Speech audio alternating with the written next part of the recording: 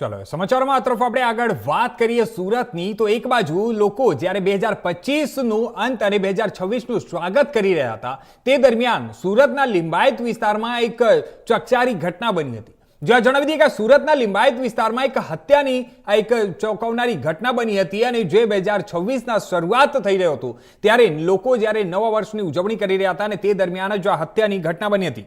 સુરતના લિંબાયત વિસ્તારમાં ખૂની ખેલ રમાયો હતો। નવા વર્ષના દિવસે યુવકની હત્યા કરવામાં આવી છે।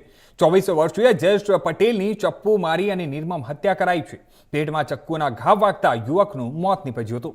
31 ડિસેમ્બરની રાત્રે પોલીસ જ્યારે નશાખોરો પાછળ વ્યસ્ત હોવાનો આરોપ છે અને પોલીસ જ્યારે કહી રહી હતી કે એ પોલીસ નશાખોરોની પાછળ ત્યાં વ્યસ્ત છે અને તે દરમિયાન જ આ હત્યાની ઘટના બની હતી। ત્યારે લિંબાયત વિસ્તારમાં અસામાજિક તત્વો બેફામ બન્યા હોવાનો પણ હાલ ત્યાં આરોપો મૂકવામાં આવી રહ્યો છે। ત્યાં જોવાઈ પણ શકે છે અને જેને લઈને ત્યાં સ્થાનિકોમાં રોષ પણ વ્યાપી ઉઠ્યો છે। આ જૂની અદાવતના કારણે હત્યા થયાની પ્રાથમિક માહિતી મળી છે। તેમાં જણાવી દઈએ કે આ મૃતકની 2.5 વર્ષની બાળકી જે હતી તે હવે અનાથ થઈ ગઈ છે। આ ઘટના સ્થળે પોલીસ દોડી આવી હતી ત્યારે તપાસ શરૂ કરવામાં આવી છે।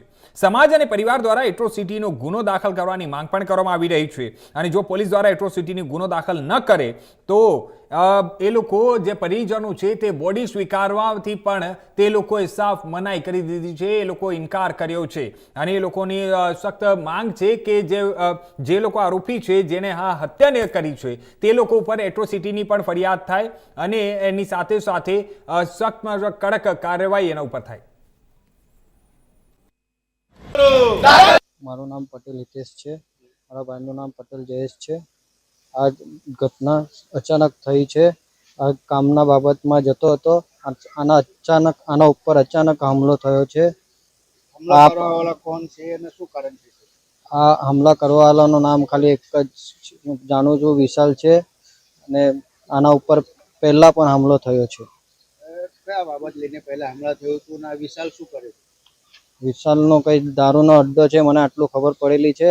બાકી આ લોકોનું જે છે આ મને કઈ ખબર નથી। તમારા ભાઈ પર પહેલા પણ હુમલા થયો હતો, કયા બાબત? આ પણ મને ખબર નથી પણ થયેલું હોય। અત્યારે શું માંગણી છે? અત્યારે માંગણી આજ છે જે સાગરભાઈ બોલ્યા આજ મને માંગણી છે। શું જોઈએ? જી, મારું નામ સાગરબી સાલુંકે છે। આજે જે ગઈકાલે લિંબાયત વિસ્તારમાં જે એક આદિવાસી સમુદાયના જે યુવક ઉપર જે હુમલો કરવામાં આવ્યો અને એની હત્યા કરવામાં આવી કે જે દેશભરમાં જે આદિવાસી અને દલિતો ઉપર જે અન્ય અત્યાચાર થઈ રહ્યું છે, જેથી પ્રશાસન કંઈ ધ્યાન આપતી નથી। જેથી પીડિતના પરિવાર કહે છે કે ભાઈ જે વ્યક્તિએ મારા ભાઈનું મર્ડર કર્યું છે, જે અમારો છોકરાનું મર્ડર કર્યું છે, આ વ્યક્તિ ઉપર કડકમાં કડક કાર્યવાહી થાય, આ આરોપીઓ ઉપર એટ્રોસિટી એક્ટ દાખલ થાય। પણ છતાં જે તંત્રના અધિકારીઓ છે આના ઉપર કંઈ ધ્યાન આપતા નથી।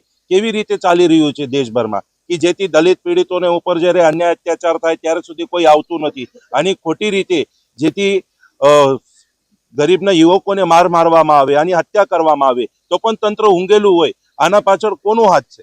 જેથી સરકારના અમે સદર રજૂઆત કરીએ છીએ કે આદિવાસી અને દલિતો ઉપર જે અન્ય અત્યાચાર થાય છે આનું નિરાકરણ ક્યારે થશે? અમે આની આશ જોઈ રહીએ છીએ। પણ તો પણ અથવા જે જયેશ પટેલ ઉપર જે હત્યા કરવા